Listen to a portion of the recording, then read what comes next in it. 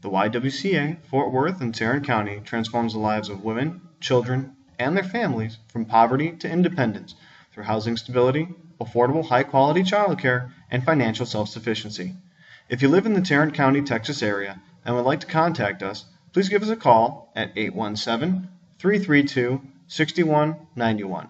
And for free financial coaching, please email us at moneycoach@ywcafortworth.org.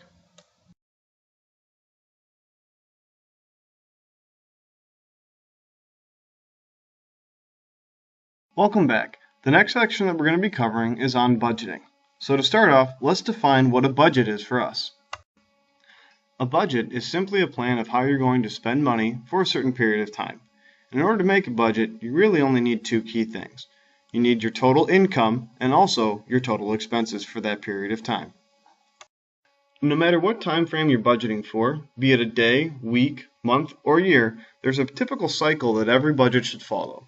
First, you want to estimate what your expenses and income will be for that time frame.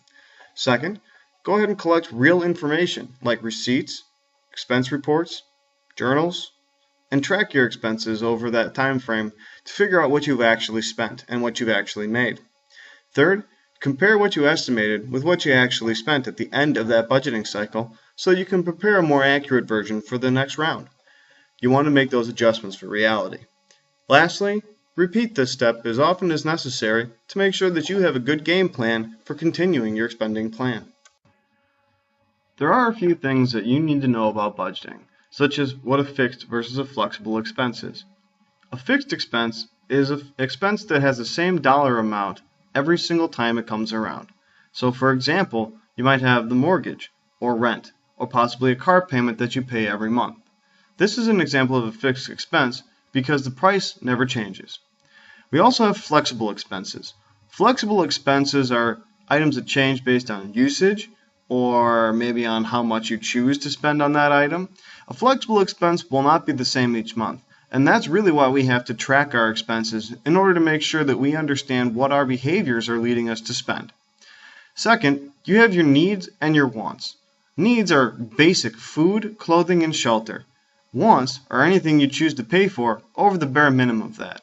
Sometimes we get confused with our needs versus our wants. You might think you need that pair of shoes, or brand new handbag, or brand new cell phone, but in actuality, it's probably a want more than a need. Anything you pay over the basic amount makes it a want.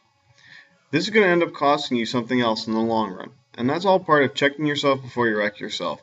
It really is the hard part to be realistic about what a need is and what a want is, so have some type of system in place or a question to ask yourself to find out the difference between the two.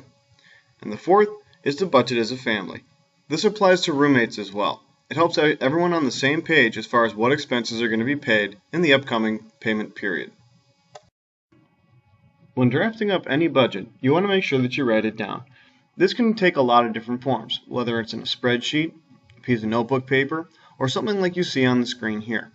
As long as you have these key elements, make sure that you're tracking your expenses, your income, and that you keep an eye on how much you're spending on your debts, as well as your assets. As you continue to track your income and your expenses, you might find that you're upside down, or in other words, you're spending more than you make. To help you reduce some of your expenses, here's a nice trick that we like to use. What you see on the screen now is an example of a step-down spending plan chart. This is a useful tool for anybody looking to really reduce their expenses. It helps you mitigate how much you have to give up in order to get where you really want to be. On the left-hand side, you can see your present monthly spending. That might be a little bit too high. So, what you look at are different steps that you can take and what you're willing to take in order to get down to the new monthly spending area, which is actually going to make your budget a lot better. This can help create room for things like savings or that extra payment that you would like to make on your bill.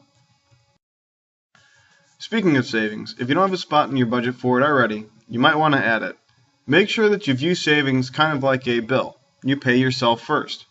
Determine what percentage of your income is going to go towards the different savings necessities and options. For example, saving for emergencies. We want to make sure that you have at least enough savings set up to cover yourself if you have an accident or an emergency that causes you to lose your job.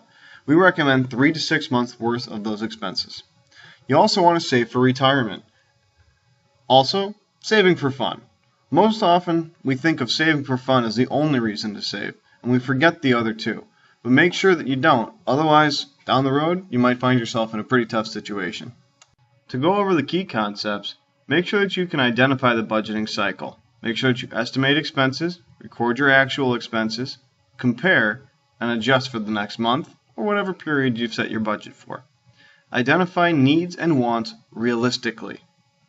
Adjust your budget to fit your income or increase your income to fit your required budget. You can also do both. And lastly, look at saving money as a monthly expense to pay yourself, just like you would pay any other bill. It'll help ensure that you're safe in case of emergencies.